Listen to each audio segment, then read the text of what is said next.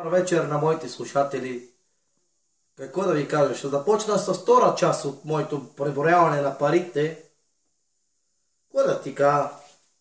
Животът е много хубав и парите са хубави.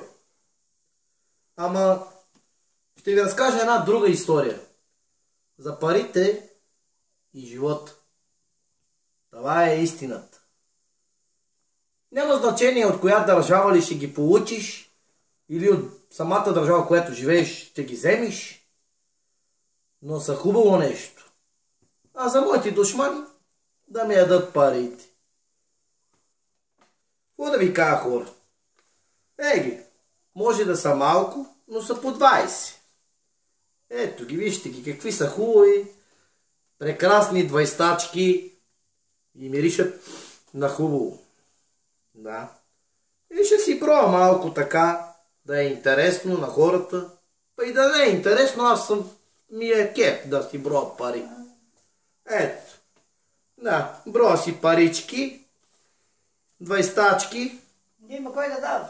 Даже и лика на двайстачката е Стефан Стамболов. Ето го, господин Стефан Стамболов. Много добър, известен човек и личност за България. Ама си броя парички, па си направя малко ветрец така. Може ли да пуши и една цигара, дока си броя? Ето.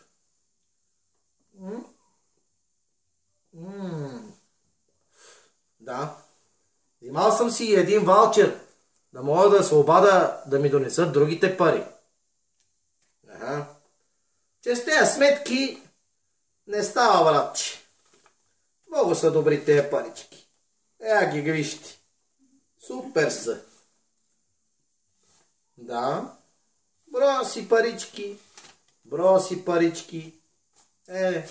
И така може малко да ги правим. Така. Какво да ви кажа, хора? Това е истината. Парите, Стефан Стамболов.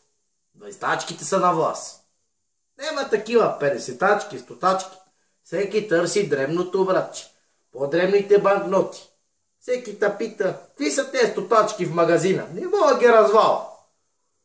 А двайстачката върви навсекъде. Погледнете, виж как са праснали хубаво. Я вижте. Колко хубаво изглеждат така, като ги фъргаш и ги пускаш. Да си броя малко пари. Пари малко да си броя. Истината. Цял живот мога да броя пари. Мога си броя, до когато си искам аз. Мога пак да удължи това. Да кажа на всички хора, бедни, богати и тем подобни хора. Парите са истината и те са в България. Стига да умееш как да ги изкарваш. Не умееш ли да ги изкарваш, не ставаш. Това е истината в живота. Довиждане от мене и това беше.